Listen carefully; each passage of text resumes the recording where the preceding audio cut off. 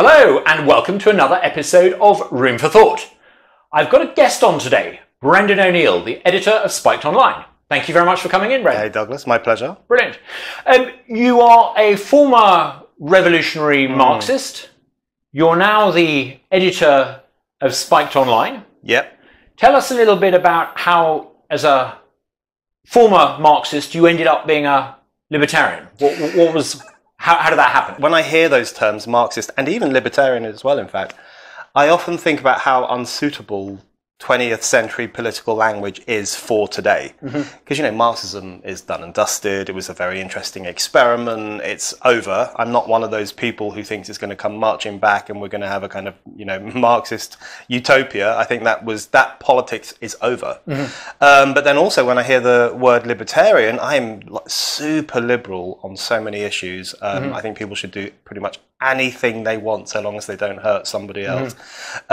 But even the word libertarianism I have a few issues with at the moment because of the way in which it's become slightly warped, slightly twisted, particularly in its US use. Yes. I think it can sometimes mean problematic things.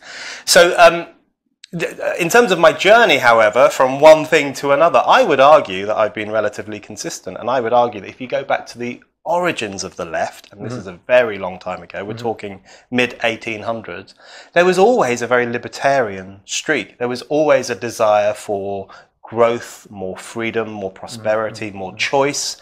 It's only a bit later, particularly from the early 20th century through to the end of the 20th century, that being left-wing comes to mean something far more authoritarian, far more pro-state, far more censorious. So I'm like, people say about rock bands, I prefer the early stuff. I'm like that with Marxism. I like the early stuff.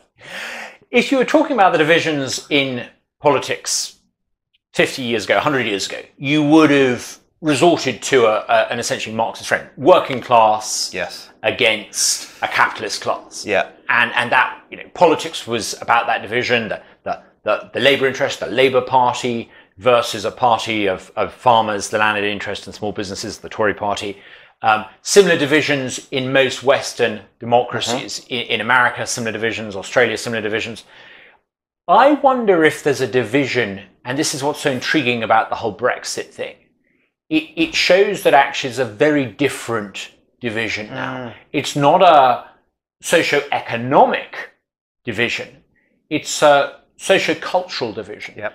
And the real schism is between those who go about their lives as ordinary folk and slightly resent being told by an elite how to perfect their world. And then there are those who support the elite and think that actually the job of the elite is to nanny the rest of us. And you see this in so many different guises. I think that's completely right. And I think that's only one of the very valuable things about Brexit is the way in which it's brought to the surface the new divides, the new tensions. Because right up till 2016, really, many of us were still using the old language as a way to try and explain events of the 21st century. And it didn't quite fit, it didn't quite work. It hasn't really since the era of New Labour and all those massive shifts that took place in the 1990s. That the old left-right divide, the old class divide, didn't really map very well onto the new politics that was emerging. But I think you're absolutely right. The kind of politics we have now, the key divide now is not really the left-right divide, or certainly not the working class, ruling class divide. It is between ordinary people who would like a bit more democracy, a bit more say in how their lives are run and how their communities are governed, and a bit more freedom to live as they choose, against an elite which is hectoring and lecturing and interfering and seriously, almost violently anti-democratic. And that's the key divide. And of course, so many different issues get reflected through that divide now. How you stand on the issue of nationhood, where you stand on the issue of national sovereignty, on the issue of expertise versus ordinary people's points of view. All those great questions are really now mapping themselves onto this new divide between ordinary people and the elites. And I do think that's the fundamental question people need to ask themselves now is where do they stand in relation to that? A lot of the analysis of this divide has come up with the observation that those who tend to be in favour of the EU and in favour of the elites tend to be more educated, whereas everyone else tends to be, the more Eurosceptics tend to be less well educated. Now, this is often invoked as evidence that, in fact, the more enlightened you are, the more technocratic you become. Could it not be the case that actually people have been slightly overeducated to the point where they think that they have insights into the world, and what you see is skepticism amongst those who haven't been exposed to that sort of bogus empiricism? Absolutely right. And I think what that speaks to, the fact that the more educated you are, the more likely you are to be pro-European Union, and the more likely you are to have voted Remain. I think that speaks to one of the great tragedies of our time, which is the way that the academy has become almost this factory of conformism. It used to be a place in which you would open your mind and challenge orthodoxy and think as you please and experiment with ideas. It's now increasingly become a place where you are fed a particular view of the world, and if you push back against that, you could get into big trouble. So I think actually going to university these days is very often, not for everyone, but for many people, it's actually a way in which you are educated into the elite view. I was absolutely astonished to discover that I think it's 92 or 93% of academics voted Remain. And you think these are Saddam Hussein levels of political conformism, and that's held up as proof that if you're clever, you're pro-EU. But of course, what it really proves is that there is absolutely no serious, skeptical, critical thinking among these kinds of people these days. Was it maybe inevitable that as universities and higher education was expanded, that you were going to get, in effect, sort of muck universities, where there's this sort of generic, supposedly educating people, but actually just putting the same groupthink in a lot of minds? Yes, I think that's definitely part of the process. The thing that I find most striking about universities, I speak at a lot of universities, the kind of culture of conformism and hysteria sometimes, and this desire to live in a safe space, which really means just protecting yourself from critical thinking. This is why so many of them are lazy thinkers. I find that culture is more pronounced on the old elite universities than it is in the new red brick universities or even the polytechnics that were attached much later. Yeah, so Oxford and Cambridge, when I've spoken there in recent years, there's been protests, there have been people saying, your words hurt me, I cannot cope. Similarly in Durham and also in York, I've had these experiences where people just react in a very hysterical way to what I consider to be perfectly normal points of view. Is that also partly narcissism on their part? I mean, you're talking here, you may say something that a viewer finds offensive. I hope you won't, but they're free not to watch. Yes, when I was banned from speaking at Oxford in 2014, Timothy Stanley and I were due to have a debate on abortion. I was going to give the pro-choice side, and he was going to give the pro-life side, and it was advertised and everything. And the argument that the students made when they made the case for it being banned, which it eventually was that it was unacceptable for us to come into their home, into their space, and have this discussion. Now, of course, a room on their campus is not their home, it's not their kitchen, it's not their living room, and they were perfectly free not to attend. But it is precisely that narcissism. It's also strikingly arrogant. Yes. I mean, it reminds me rather of, if I may say rather randomly, the Speaker of the House of Commons. Here's an individual passing through an institution far bigger than him, and yet his entire term of office has been marked by him assuming that he's more important than the institution in which he sits. Similarly, students are at university for 3, maybe 4 years. They are passing through an institution far bigger and greater than they would ever be. Yeah. It's an honour and a privilege to be there. Surely they've got it the wrong way around if they're presuming that they should be defining it as their space. Absolutely. It's not. And it's an extraordinary sense of entitlement, an extraordinary arrogance. It does speak to, I fear, the way in which the new generation have been brought up to value their self-esteem above all else, to believe that anyone who criticizes them or offends them is wounding them, and to believe that their feeling good about everything is the most important thing in the world. Now, of course, earlier generations were taught almost the exact opposite of all of that, which is that, stop thinking about yourself, get out into the world, help others, make an impact.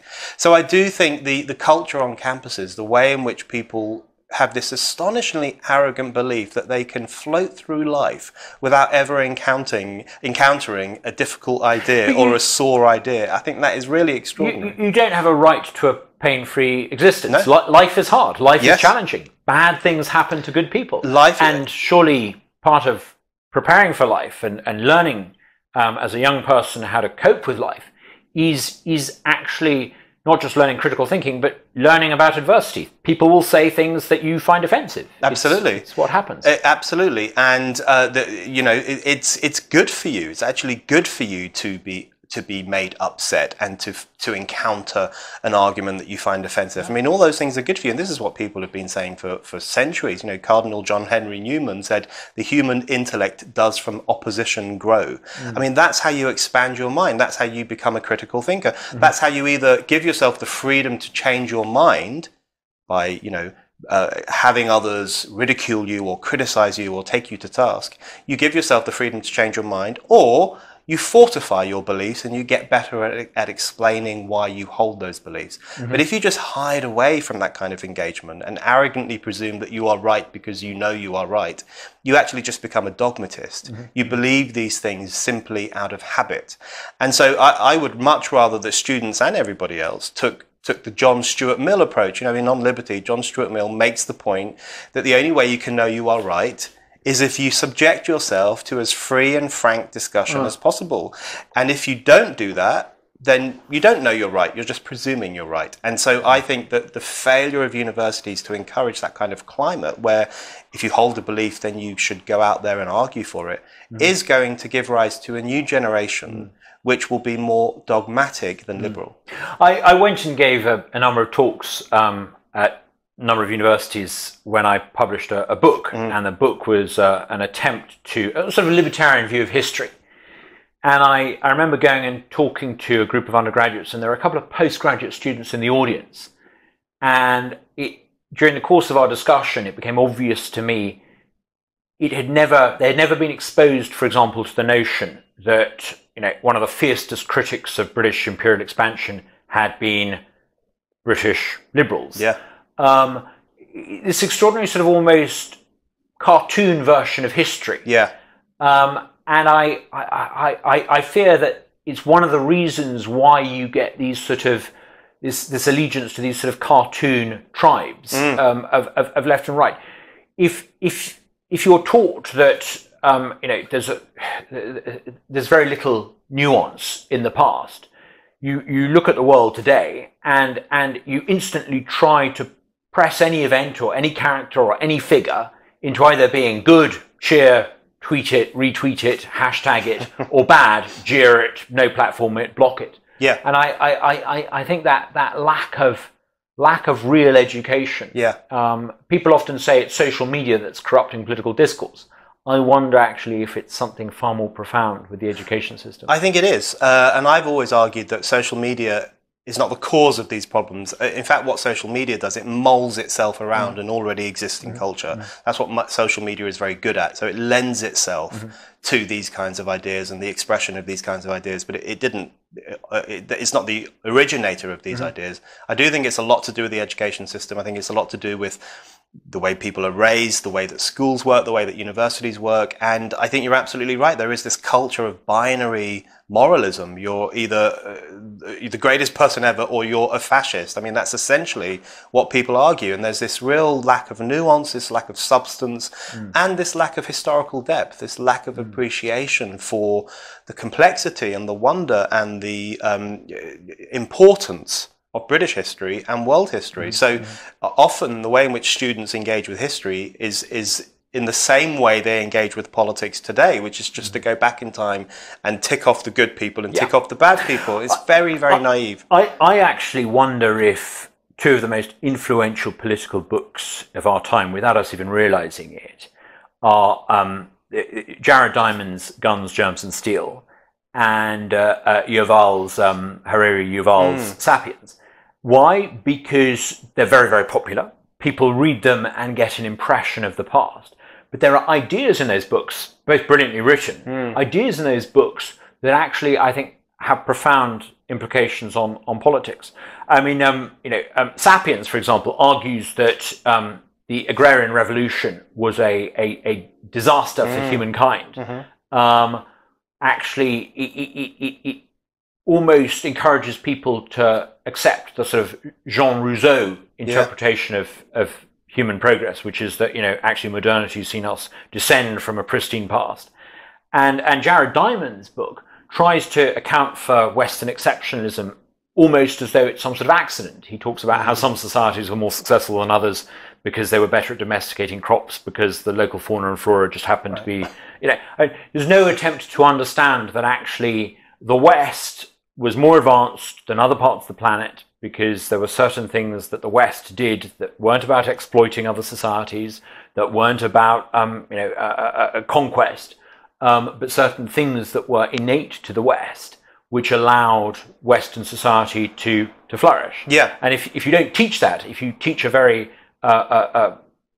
if you teach a view of history that contradicts that, you end up with people just simply not accepting that there's such a thing as progress, and there are certain things that drive it. That's absolutely right. And you teach them that history is almost this kind of naturalistic, accidental thing, whereas, in fact, it involves a huge amount of decision-making. To quote Marx, man makes history not necessarily in the circumstances of his choosing, but he still makes history. And so a lot of the ideas around Western exceptionalism and the progress that took place in the Western world was driven by thought and ideas and decision-making and the development of an intellectual culture which actually encouraged an approach to the world, an approach to nature in particular, which was focused on understanding it and using it. But, I think you're absolutely right also to raise this problem of the way in which revolutionary breakthroughs in human history tend to be taught increasingly as bad things. The agrarian revolution,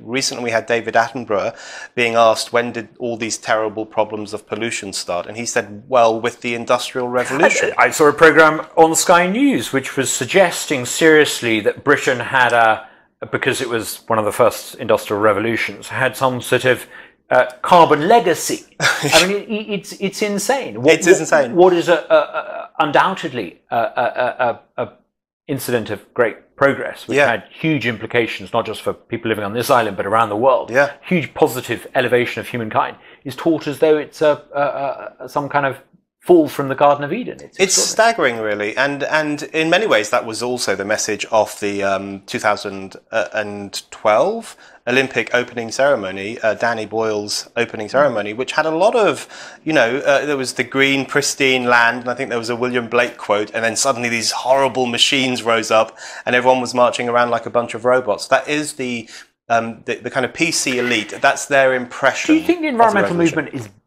basically a sort of post-Christian religious belief system? It allows people to, like many old religions, it has this idea of the fall, the idea we had a pristine past and the world has been corrupted somehow, modernity, industrialization has corrupted it, and the world needs to be restored to some sort of equilibrium. This is a theme in a lot of old traditional religions, and that the restoration of the world to this equilibrium depends upon sacrifice and submission to an elite. And that's basically the modern environmental movement in one. I think that is a very good description. I am so opposed to the politics of environmentalism. I think it is backward and crazy in some instances, and anti-human. It has this idea that humans are a pox on the planet. We're a plague on the planet, and we need to be corrected either through discouraging people from having children at all, or through shrinking the human footprint. Now, in my mind, the human footprint is said as if it's a dirty thing, a horrible thing. In my mind, it's a great thing. We've humanized the planet. We've tamed the planet. We've made the planet livable for billions of people, which previously wasn't the case. And through things like the Industrial Revolution, which I think was actually the most important moment in human history so far, in terms of the staggering propulsion it gave, it forcing humanity forward into this world in which far more things were possible, including not simply growth and transport and creation and production, but also education and the abolition of slavery. The abolition of slavery. Before the Industrial Revolution, if you wanted to increase output, you had to get someone else to work for you. The Industrial Revolution comes along, the steam engine, fossil fuel, suddenly you can increase output without depending on the labour of a captive. That's right. And so the progress it gave rise to in material terms, intellectual terms, lifespan is incredible. And we're still seeing it. And we're still seeing it. If you lived in China today and were one of the newly minted middle-class Chinese, I don't think you would really seriously believe that a return to traditional organic farming was the way forward. Yeah. Because your parents would remember the 60s and they would have starved. Well, that's right. You know, when I hear Attenborough and others say the Industrial Revolution is the cause of all these problems, I always think to myself, well, that's actually fine for people who come from wealthy backgrounds to say, but for the rest of us who, if there had been no industrial revolution, we would have died before we were 30 from some disease and literally never left the town we were born in and never gone to school and never voted in an election. For us, the industrial revolution was actually a very important thing. But I think you're right to compare environmentalism to religion, like a post-Christian religion. But I always want to make this point to people because I was brought up. I'm post-religious myself, but I was brought up a Catholic, and I often find myself defending religion from not from people like you, but you know, from the new atheist types who think religion is the worst thing in the world.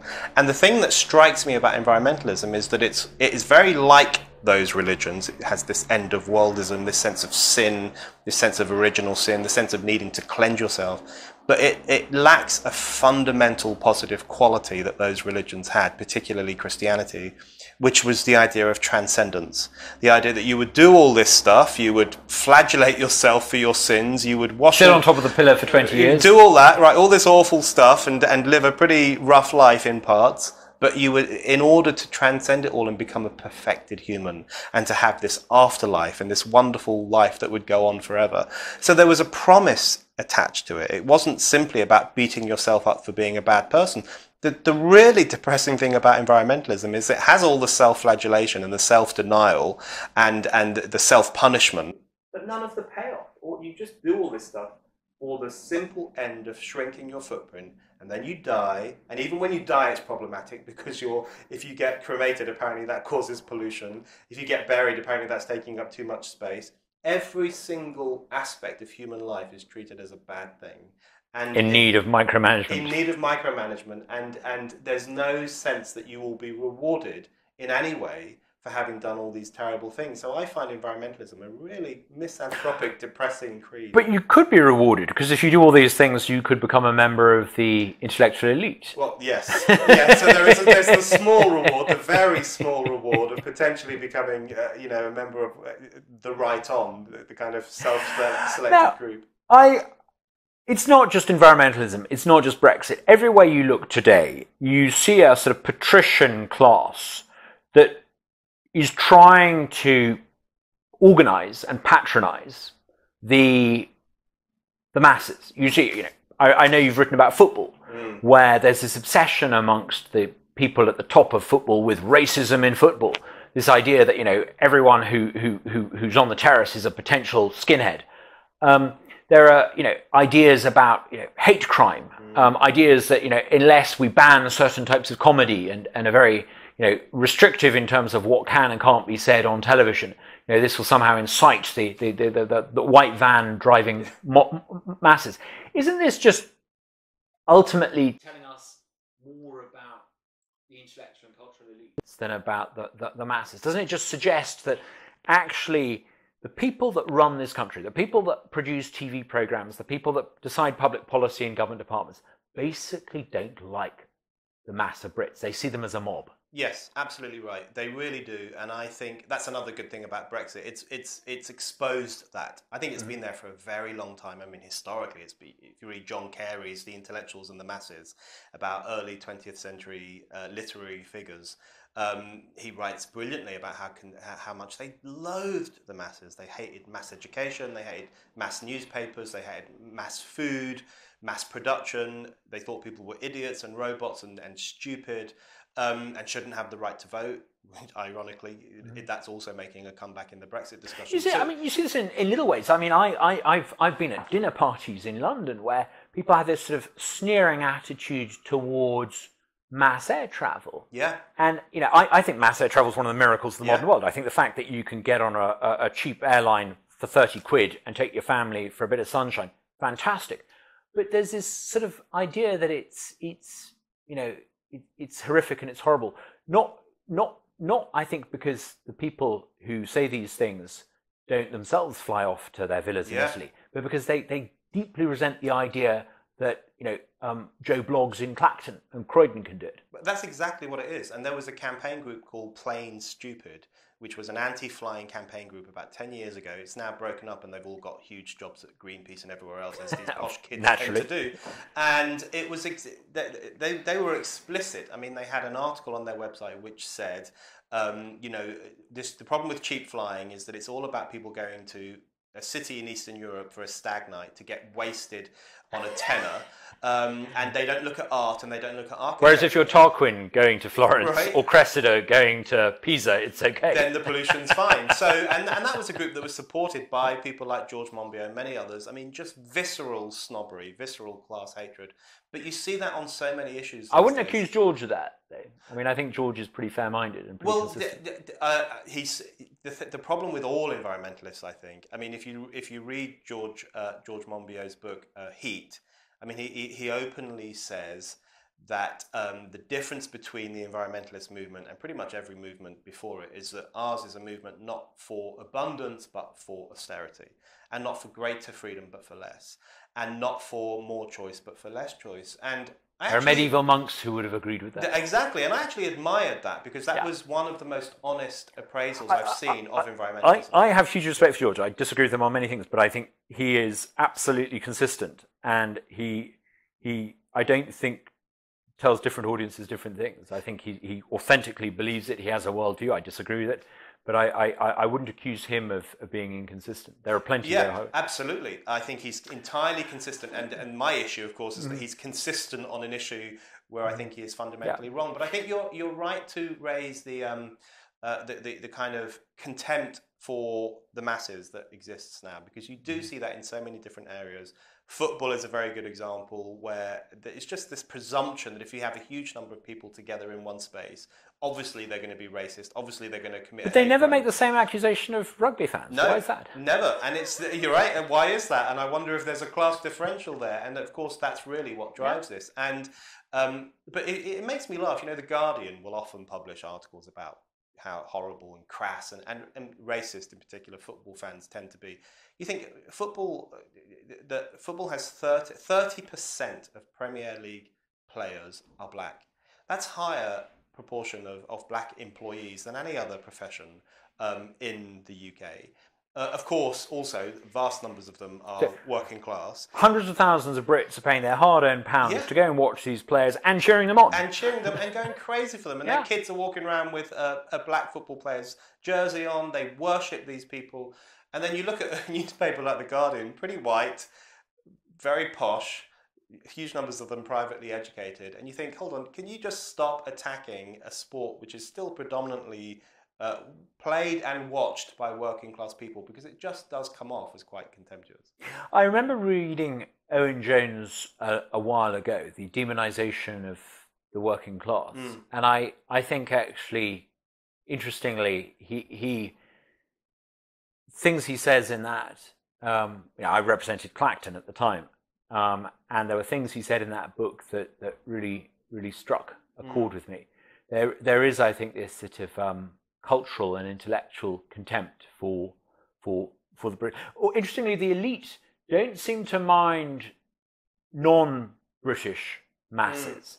If you're sort of migrants, if you're European, you've come to London, they're all in favour of that, presumably because it means cheap housekeeping and cleaning staff for them. But it's very much a sort of hatred of their own country that I find extraordinary. I completely agree. And in fact, what they will often do is contrast the hard-working immigrant, the kind of studious immigrant, the good immigrant, with what they view as the feckless, lazy, native working classes. They will often quite consciously make that distinction. And so I think that in itself contributes to a culture in which lots of white working class people come to be a bit iffy about mass immigration and a bit concerned about it. But I think if you look at someone like Owen Jones and his book Chavs, which had some very good stuff in it, what's very striking about him and a lot of other people from that kind of left-wing ilk is they've gone from defending chavs from demonization, or the working classes from demonization, towards themselves demonizing people who they refer to as gammon, who are these kind of red-faced, lower middle class people who go on Question Time and moan about Corbyn. Or, I'm definitely gammon. I'm proudly gammon. Yeah, you're a proud gammon. That's very good.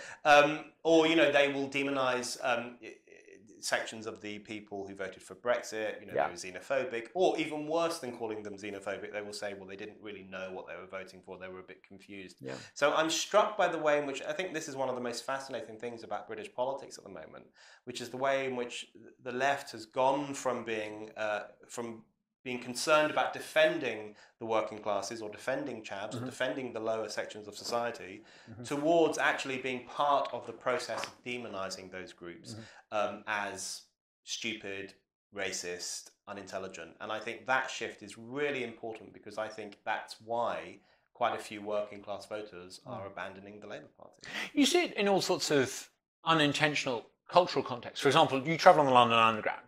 There are posters there basically saying, we will come after you if you shout at our staff.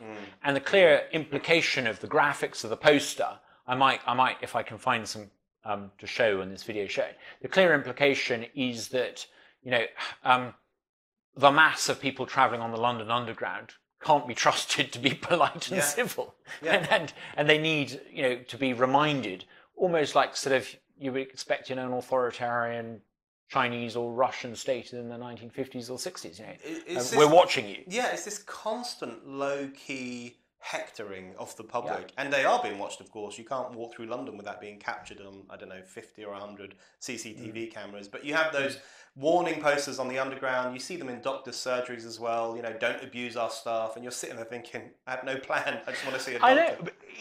Wherever you see one of those signs in any institution saying abuse of our staff will not be tolerated, it almost invariably means that that institution only engages with you, the customer, on their terms. Yes. Because if they had to compete for business, in my local GP surgery, there is one of those signs saying, and the receptionist sits behind a glass barrier, and there's a big sign saying, being rude to our staff will not be tolerated. When I take my pet to the local veterinary clinic 2 streets away, there's none of that. Right. And the vet sends me, or rather the dog, a Christmas card every year. Right. It's because I am a customer, or my dog is a customer of the vets through choice. Whereas when it comes to the GP surgery, I have no choice. I'm allocated one by the state, and that's there's a lot of, whenever there's a state control or monopoly or huge amount of influence, you do tend to find that contempt coming through more and more. And I do think it speaks to this incredible distance between ordinary people and the contemporary state, and this sense of suspicion of the state against ordinary people. But I think, people get this message all the time that they're stupid and untrustworthy. So with those kinds of posters, they get the message, that you're a mob waiting to explode and attack a doctor or a train driver. But then you also see public health posters these days, which are becoming increasingly gross. Photographs of cancerous limbs, or that famous one a few years ago where a woman, I think, had a fish hook in her mouth. It was really graphic and horrible. It was basically, don't get hooked on whatever it was, drink or drugs or smoking.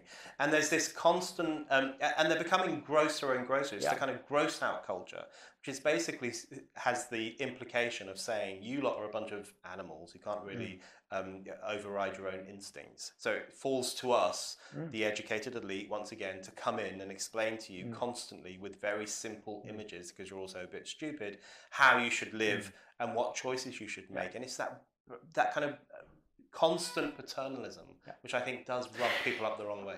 If you take a historic view, in the 1980s, the mining interest in the north of England and parts of Wales and parts of Scotland was involved in a conflict with the government and with, some would say, the rest of the country, and they lost. They lost pretty comprehensively. Before that, there was a shipbuilding interest that had a conflict. And you saw a particular socio-economic interest losing in one of the major political battles of the time. What I think is happening is that for the first time ever, the intellectual and the cultural elites, the people who've done rather well with rising house prices on their smart homes in the southeast of England, the people who could assume automatically that not only would their sons and daughters go off to the best universities subsidized by the state, but then they would then go into the best jobs in banks in the city and in marketing and advertising. That sort of group of entitled people in the well-to-do upper middle classes in England, for the first time ever, have been on the losing end of a battle, and they probably know what it might feel like to be a miner in Yorkshire in 1985, right? When you lose. Yes, and I think that's one of the most fascinating things about the moment we're living through in the UK right now, is that we have a class of people who are not used to losing, and who are not used to not getting their way. And whether it was Thatcher or John Major or Tony Blair or David Cameron, basically the person in number 10 was on their side. Yes, and that's right. And so you have a situation, and I think that's why we're having this, we're witnessing this hysterical meltdown. And it really is a hysterical meltdown. That's not an exaggeration. I mean, the language that these people are using, the chattering classes, the upper middle classes, the people who have had influence for a very long period of time, they are using unhinged language to describe the current political climate. They will say that it's a return to the 1930s. This is like fascism. Boris Johnson is the biggest disaster ever to hit the planet. The people have been brainwashed. Hell has descended. I noticed that yesterday, recently, when Boris Johnson became Prime Minister or won the Tory leadership contest, it coincided with very hot weather. And there was all this discussion about this is the sign that hell is descending. Now, it's kind of jokey, but it's kind of not jokey. They really have lost connection with reason and with reality, and the reason that's happened is because they've never experienced this before. They have never experienced losing a serious political battle, and they cannot believe it's allowed to happen. And so they are going to do everything in their power. They will use the legal courts, they will use political pressure, they will encourage MPs to constantly vote down Brexit and no deal and so on. They will do everything within the power that they still cling on to ensure that it doesn't happen and to ensure that it's not allowed to happen. And that's why I think the battle for Brexit is so historically important, because unless we dislodge that the arrogant nature of the political class, then you cannot ever have real change. But for me, leaving the European Union was never just a question of home rule. It was always who rules at home. Dan Hannan and I wrote a book 10 years ago today called The Plan, and it was ostensibly an attempt to remold Euroscepticism. Instead of talking about the sovereignty of the country and the constitution, and instead of using the memes that the men of Maastricht used with such disastrous effect a generation ago, what we were trying to do is to say, look, if you want to localize power, if you want to disperse power, if you want to make sure that your local community has more power, you've got to be on the side of extricating ourselves from the EU. And we built this narrative. And we rarely mentioned Europe at all in the book. But if you read the book and agreed with it, you would come out taking it as obvious that we should leave the European Union. And that was the whole point of it. Yeah. I think one thing that I've realised over the past 3 years is that, I've always been anti-European Union. I've always been instinctively anti-European Union. Intellectually, I've always considered it a very clear undermining of what we would consider to be proper democracy, which is that if you live under laws, then you have to have the capacity to influence and consent to the institutions that make those laws. So the EU is undemocratic. In fact, it's anti-democratic. But what I've realised, and I'm sure many other people have realised too, is that the people who are really usurping democracy in the UK live in the UK. They are the political class of the UK. These are the people who outsourced our sovereignty to the European Union in the first place. And these are the people who are doing everything within their power to ensure that we remain beholden to the European Union. And you think to yourself, it's a really clarifying moment, because, we all love to make fun of Juncker and to talk about how unbelievably corrupt. But they're on his side. Right? But the question is, the people who are right now causing the biggest problems for those of us who voted for Brexit and for democracy itself are the people who are here at home, and that's the real problem. It's not just an assortment of former prime ministers, Tony Blair, Gordon Brown, and actually, to his great credit, not David Cameron, but most of the rest of them, who've been clearly trying to undermine the referendum. I think John Major was again outed on the BBC saying we should have a second referendum. I think it's even more profound and widespread than that. If you are a civil servant in Westminster or a politician in Westminster, being in the EU you actually like because it changes the relationship between you and the people over whom you govern. It makes you accountable to the Council of Ministers, to officialdom in Brussels. It gives you a ready-made excuse to do things that you know you wouldn't otherwise be able to do. And they quite like that. It sort of makes it a lot easier being a public official. You can do public policy making without reference to the public. And leaving the European Union suddenly means it's a bit like Friday afternoon, you've got to go and see the boss. Right. It's exactly right. And I think so in the post-war era, so much of politics in Western Europe, tragically, has been about insulating the political decision-making process from the people. And that's taken various different forms. We've seen the rise of, firstly, all the European Union institutions and the ones that came before it, the EEC and so on, and the Treaty of Rome and everything else, but also through the rise of the judiciary and the role central bankers and technocrats in general, and the increasing role all these forces play in politics, all contributes to a culture where the overarching aim has been, how can we insulate the political class who make responsible decisions, apparently, from the throng, from the masses, from ordinary people. And they've got really used to that climate. They've got really used to that culture of being able to pass laws and do things without having to engage with the grubby people who live down the end of their street. And so the fact that we have ripped away that insulation, or we aspire to rip away that insulation, absolutely terrifies them. And 3 years ago, with a million-strong mandate, million-strong majority, the voters instruct them, stop, change our relationship with the EU. And what do they spend 3 years doing? They spend 3 years doing everything they can to perpetuate the status quo. This is what I think is going to be their undoing. If they'd been clever, if they had actually said, right, okay, this needs to change, I think we would end up with what you might call associate EU membership. But the sheer stupidity of the elite, I think now means actually that, you know, rather like the American colonies, we're going to completely separate. I think that's right, and that reaction, that rash reaction, that instantaneous desire, whether you very, very soon after the referendum result, people like that were saying, we have to stop this, we can't let this happen, this is unacceptable.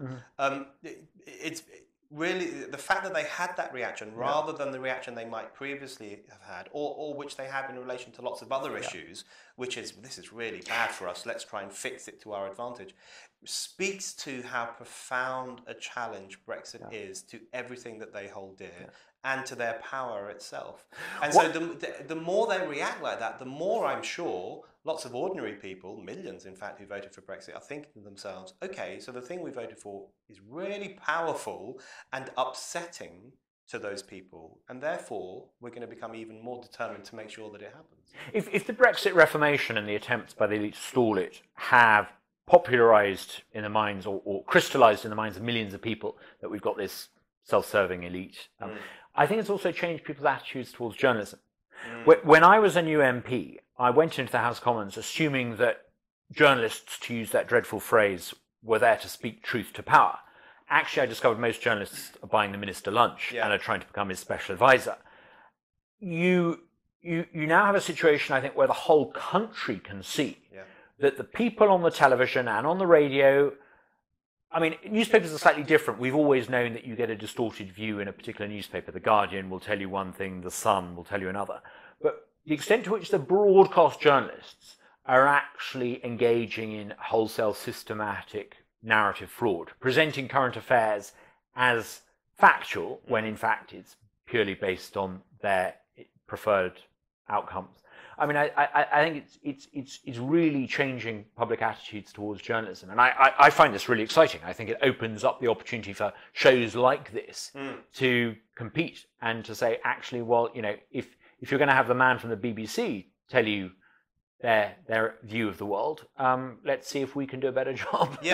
I think that's another one of the most interesting things that's happening right now is the exposure of the biased nature of so much broadcast journalism in particular, and the BBC is a very good example of that. And you know, I'm not one of those people who really is a tub-thumping BBC basher. I think the BBC does lots of good things, but the extent to which they are on the side of the currently quite bruised establishment has become so palpable to so many people. And I think you're right.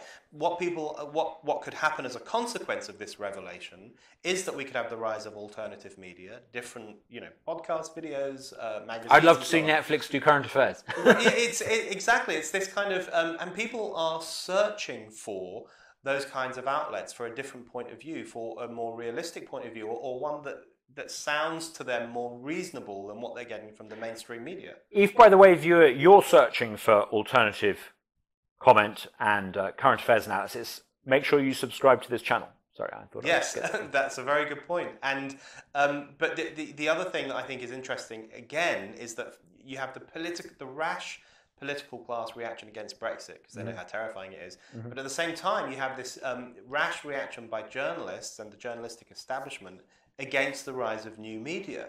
So I think a lot of the fake news panic, now this is not to say that fake news doesn't exist, and this is not to say that there aren't people out there polluting the internet in particular with stuff that's not true. Of course there are. That stuff has always happened. But the panic about fake news, I think, also speaks to this hysteria almost, or suddenly this sense of fear among the journalistic establishment, the media establishment, who cannot abide the fact that their role as gatekeepers is now explicitly being called into question. What they don't realize is that one of the reasons it's being called into question is because they screwed it up so badly and made it so obvious to anyone with two brain cells to rub together that that was precisely their role, that they were gatekeeping political information and the correct way of viewing the world and the establishment view. I suspect because of this, we will shortly see an attempt to have, in effect, a sort of a state license of journalists of some kind. At the moment, you could be a journalist, I could be a journalist, anyone could call themselves a journalist. Anyone can broadcast, anyone can write things. I've met an awful lot of people who call themselves freelance journalists. You don't need a qualification. I wonder if you might see some sort of attempt by the commentariat classes to create some sort of authentication process. You could see this through Ipso or whatever it calls itself. I noticed there was an attempt to talk up the prospect of a bill to enshrine press freedom. Yeah. I fear that one of the consequences of that would be to create a statutory definition of what was and wasn't a journalist. I wouldn't be. I mean, it's a testament to how far we've come in terms of the kind of political meltdown that I wouldn't be surprised by that either. Yeah. And of course, we've heard echoes of that in the post-Leveson era, where the Crime and Courts Act, Section 40 of the Crime and Courts Act, if it was passed, would require every media publication to sign up to state-approved regulation. And if you didn't, then you would suffer severe financial consequences if you were ever taken to court. So there was a really strong financial incentive to do this. Now, that hasn't come through. One of the reasons I voted for the Tory party in 2017, which is the first time I've ever voted for the Tories, is because one of the promises in their manifesto is that they would not implement Section 40, and also they said we'd leave the customs union in the single market. So exactly.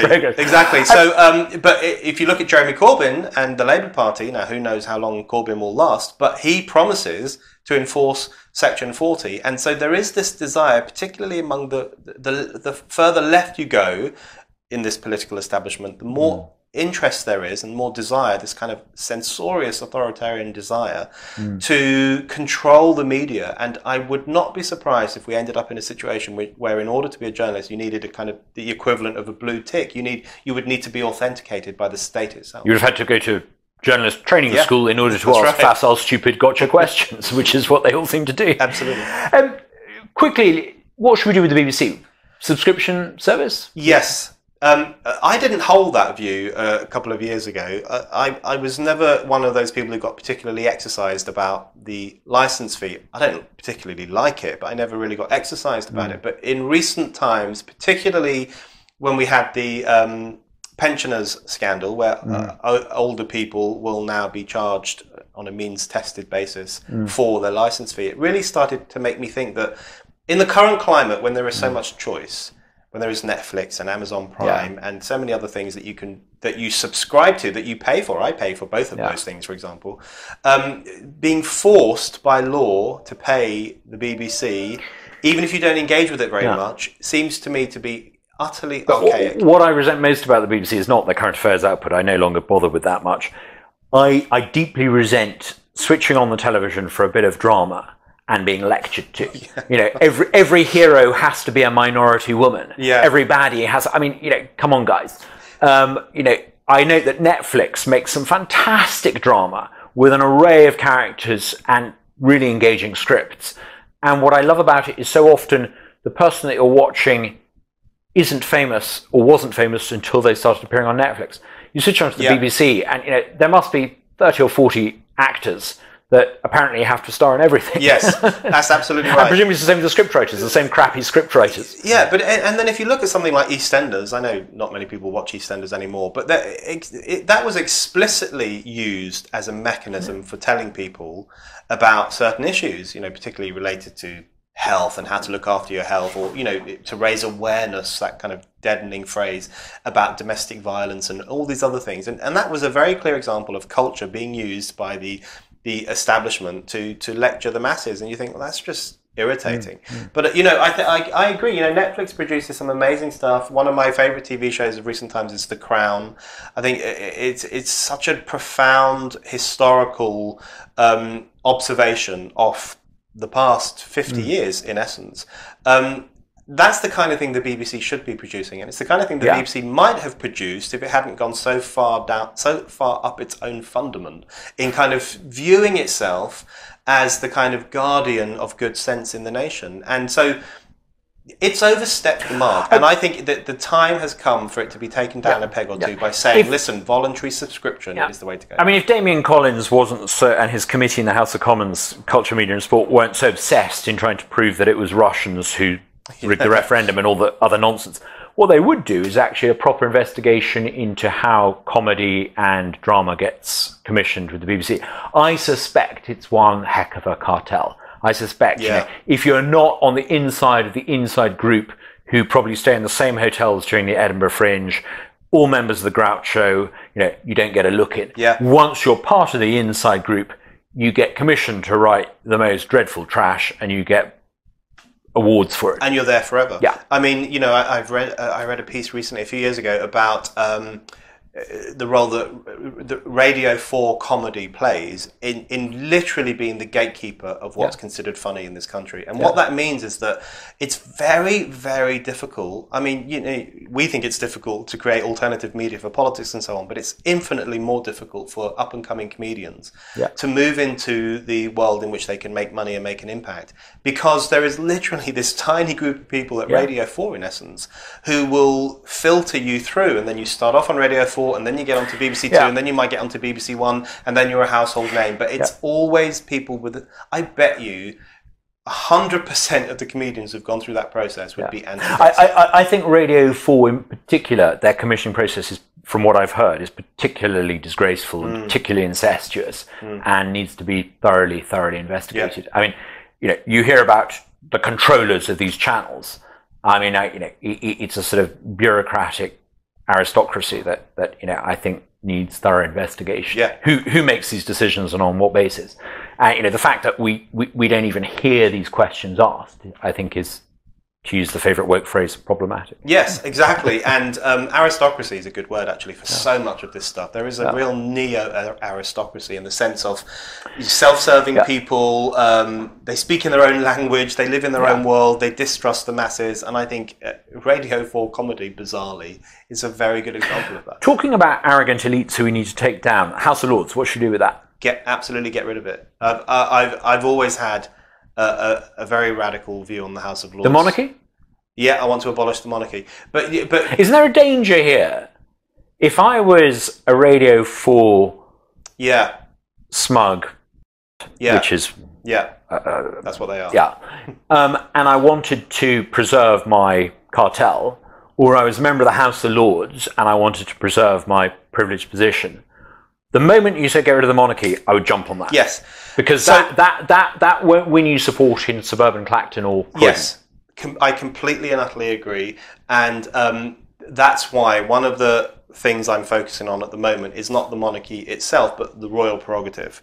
So the royal prerogative is the mechanism through which the executive, in fact, and often just the Prime Minister, can behave like a monarch. So can declare war or sign treaties. They're taking the old powers of the king or queen and using it for themselves without having to go to Parliament, and sometimes without even having to go to Cabinet, far less the people. Yeah. So I would rather focus on the royal prerogative, which is really a political problem. Yeah. Because you're absolutely right, and I've put my hands up to this, and I accept it fully. You won't win much support in the amongst the public if you say abolish the monarchy. I'm quite a monarchist, and I'm quite a monarchist for a number of reasons. But one is I actually quite just emotionally like the idea of a royal family. I think so long as they're not, behaving like celebrities, which one or two of the younger ones do, and I think it's a serious mistake. But so long as they are regal, I think it's a good thing. It also keeps jumped up politicians off the throne, if you like. I would not be able to stomach a President Blair, or a President Theresa May. I think one of the reasons, the monarchy enjoys public support for numerous reasons, and in fact that support goes up and down, so it's never uncomplicated. It kind of goes down when they behave like rock stars. That's right, and I think it will be fascinating to see what happens when we have King Charles, who I don't think will be particularly popular or might be seen as problematic. But I think one of the reasons that the monarchy enjoys popular support to a certain extent is because of a distrust in politicians. And that distrust in politicians is entirely reasonable and makes perfect sense because, as we've seen over the past 3 years, many politicians are not very trustworthy. So I think the monarchy actually benefits from that culture, and lots of people probably think to themselves, well, as long as the head of state is the Queen, effectively, or this kind of stable hereditary figure, we know it won't be that bunch of people taking over. I think also, actually, a lot of ordinary people in the suburbs have this inkling suspicion that actually the Queen is more on their side and kind of hates the pushy upper middle class Radio 4 twats. Yeah, and her conflict with Blair in 97 over the whole People's Princess thing it really spoke to that. That really was, looking back, a very important tension between the rise of this new establishment and the decaying of the old establishment and the passing on of the baton in many ways. But I think so the monarchy is a complicated question. It's just a hard argument to win, and there are so many other more important arguments to have out. But in my mind, the House of Lords argument is very, very simple. To me, one of the most exciting bits of news is not the fact that Theresa May has stood down and Boris Johnson has become Prime Minister, but that he's appointing some people around him who are as angry about the status quo and dissatisfied with the way we're governed and resentful of the incompetent establishment, as I am and as I suspect you are. And the standout thing for me is that Dominic Cummings, the chief architect of the Vote Leave campaign, a man I've known for many, many years, has been appointed as one of his inside advisors in Downing Street. What would you do to the senior civil service if you were in charge?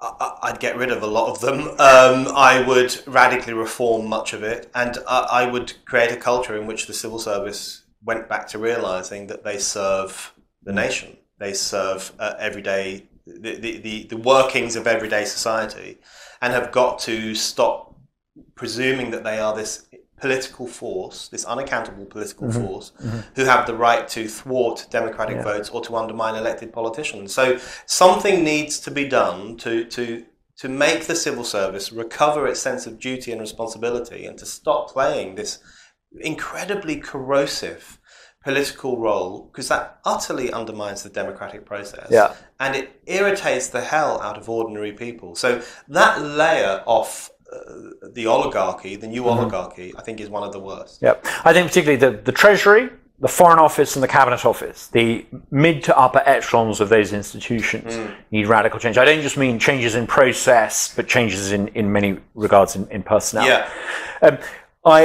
I remember when I was an MP talking to a lot of ex-ministers. They would never say it when they were a minister, because when they're a minister, their egos and vanity make them think that they're doing a great job. When they're ex-ministers, they would actually tell you in the tea rooms, time and again, they would try and do something or want something done. The civil service would find in the European dimension excuses not to. And also, some of the equality legislation that there is. There are a whole series of acts that the civil service routinely can find ways of invoking to stop ministers doing what they don't want. It's quite extraordinary. It is extraordinary, and it's unacceptable. Yeah. And I think when you explain that to people, or sometimes people know it for themselves, they get incredibly angry about that because they recognise that there is this unelected layer of the machine which is actively trying to thwart what elected politicians and ministers want to do. And I think the way in which they refer to Europe, or the way in which they use European precedents and law in order to pursue that, speaks again to the corrosive impact that the European Union plays, which is not simply that it's this overbearing imperial power crushing Britain under its boot. That's too simplistic. What it actually is, it's the oligarchy through which our rulers can distance themselves from public pressure, distance themselves from elected politicians, and pursue an agenda that they simply think is the right agenda without ever having submitted it to public approval or public dissent. That's the really corrosive thing. So the thing about Boris Johnson, I have many reservations about Boris Johnson and some concerns about Boris Johnson. But the fact that he has got Dominic Cummings, the reason that's impressive is firstly because he seems to be wanting to have a Leave atmosphere around number 10, and about time too. This is a Leave country, we need to have Leave leaders. But also the fact that Boris seems to disregard how controversial it will be to give such a job to Cummings, and how controversial it will be among the media class. That's really impressive, because that suggests that this could be a PM who will not bow down to what the chattering classes, the noisy, loud, interfering chattering classes and media classes constantly say and constantly think. So the Cummings thing is interesting from different perspectives, but the slap in the face that it gives to the anti-Brexit sections of the media, I think, is great. Conventional politicians taking office would have a couple of advisors who would say, Prime Minister, you've got to go and have lunch with this editor here, you've got to schmooze this journalist here, you've got to get the press and the journalists to say kind things about you. That will then feed out to the country, the voters will then think well of you, and you'll win votes. I think that's dramatically changed. Yes. I now think that the journalistic class, the professional pundits and the commentators in the media are now just so partisan and at the same time so crap, bluntly, at reading what the country really thinks. Most journalists I know, I think, only talk to ordinary voters when they order a Deliveroo or pick up their dry cleaning. Yeah. And I just wonder if Boris might do something that no Prime Minister has ever done, and that is go into an election not trying to cultivate the commentariat, but just saying, do you know what? The voters don't give two stuffs about what newspapers think anymore. The voters don't give two hoots about what Sky News or Radio 4 say. Do you know what? Actually, the more they attack me, the better. I hope he does. I hope that's the approach he takes, because I think that could be very beneficial for him, because people are instinctively suspicious of the media class these days. That's one of the most pronounced trends of our time, and I think they're right to be suspicious. And I think the thing about Boris Johnson... the thing about the media right now is there's this culture of what Toby Young refers to as Boris derangement syndrome, and I mean it's BDS. It's complete meltdown. It's complete meltdown. I mean the way they talk about him is utterly hysterical. Who's that ridiculous journalist on Sky News, Beth Rigby? Right. I mean, I don't normally name names, but I'm going to make an exception. I mean, her punditry is just extraordinary. She's not surely genuinely informing viewers of what's going on. She's saying what she thinks should happen. One of the problems, I think, with broadcast journalism today is that the people who were traditionally quite neutral and who would stand there and tell you with a straight face, this is what happened, this is what someone said, this is what someone did, good night.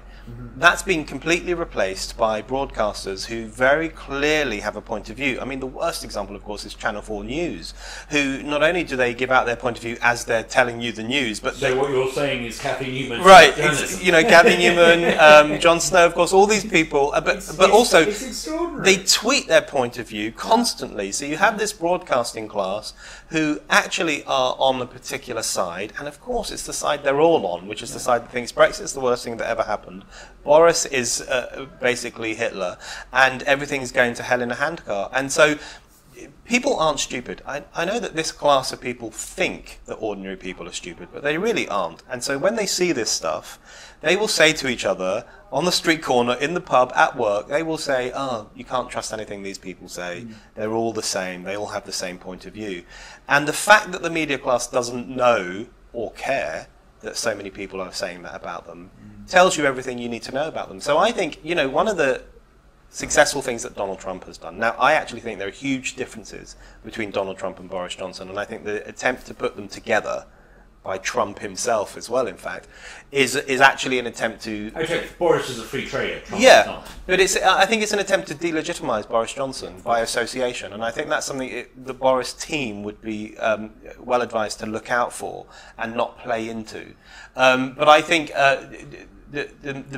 one thing that Trump has done well, and Boris could potentially learn from, is that he has had this kind of disregard for the media class and actually has confronted them and challenged them, and that's won him a lot of support. Now, it has crossed the line into illiberalism sometimes, and he will say things like, I wish we had tougher libel laws in the US so I could go after this person or go after that person. Yeah, Trump would say that. So his disregard for the media crosses the line into being sometimes anti-media freedom. So I don't think Boris Johnson should go down that route. But he could learn something from the Trump approach, which says, I don't care what the media class, and most ordinary people don't care what you think either. I suspect, though, when we go into the next general election, which I think will probably happen this autumn or next spring, there will be a great hoo-ha from the media classes, because none of them will manage to get Corbyn or Boris to give a proper debate. Yes. But if I was Jeremy Corbyn or Boris Johnson, I wouldn't go anywhere near Channel 4. I would. No one watching that programme is neutral. The viewers are political and they've kind of made up their mind. B, what wisdom is it that Jon Snow or Cathy Newman has that is any different to anyone else's? Yeah. The idea that they're particularly eloquent or good at asking searching questions is a nonsense. Yeah. Google Jordan Peterson Channel 4 interview for details. But also, why set yourself up to be attacked unfairly? If I was advising either Corbyn or Johnson, I would say go into the next election and do a number of interviews where you are talking to a YouTube channel that you control. Someone like Ian Dale asks you tough but not nasty questions. And talk to the viewer as a grown-up. Let the viewer maybe even just do a phone-in. I mean, let the viewer actually ask you the questions. I think what Boris Johnson and Corbyn, in fact, what both of them could do in the forthcoming general election, which I think will be soon, I hope it will be, they can make real something that's already been happening, which is that the media class has become surplus to requirements to so many ordinary people. They just don't pay attention to it in the way that they used to, and they don't trust it. And they're bad at their analysis. And they're bad at what they do. And I think one thing that Boris Johnson could do, which I think would be super clever, is go around the country. I think he should do some interviews. This is very leave. Right? This is very leave. Go around the country, talk to tens of thousands of people over a period of weeks.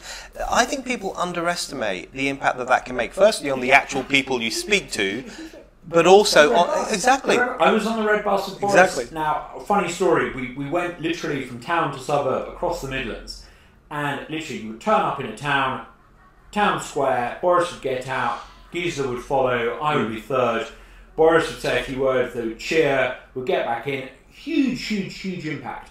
Of course, Boris at one time had to actually go back down to London to vote, so we pulled up into a town and they were expecting Boris to go straight past, and it was just me, and everyone went, very I don't think we won the vote there. But I saw with my own eyes actually how, I mean, it's slightly odd. It's almost a sort of pre-television type of campaigning, but boy, it worked.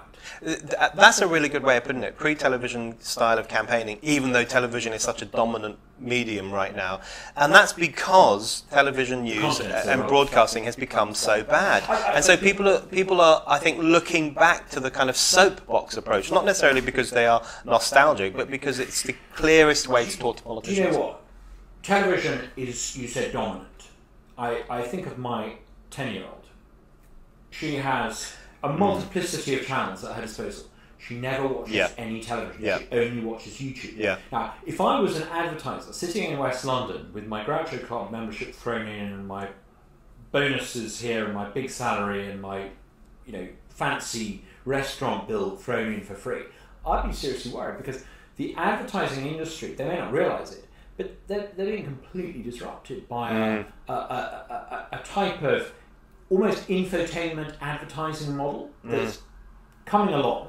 It's engaging young people. It's very low cost. It's obviously very effective, because my daughter asks for birthday presents and Christmas presents. She's clearly getting it from YouTube. And I just wonder if something similar is going to happen to current affairs. Yes.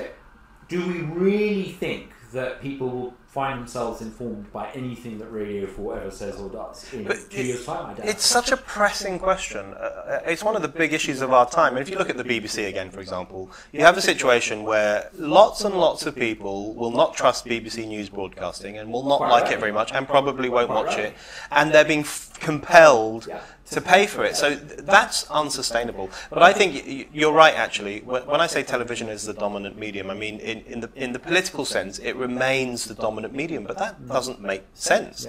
There's really no need for it to play that role. And I think Boris Johnson and Jeremy Corbyn could go to the YouTube channels, they could go to social media, they could create their own forums. This is going to be exciting. And they could go around the country. But the next general election, if these two politicians have any sense, and they do have some sense, it could be the first general election in which TV is just bumped off its pedestal. And instead you have the social media online, around the country, in buses, on street corners, in public forums. That, I think, would have a huge impact, and it would really take down a peg or two this media class, which everyone's had enough of. I'd say it's how I won the Clacton by-election and how we helped win the Vote Leave referendum. But rather than learn from any of that, I think those are straws in the wind, and they're going to redefine politics. But it's been absolutely wonderful having you coming on, Brendan. Great. Thank you for coming in.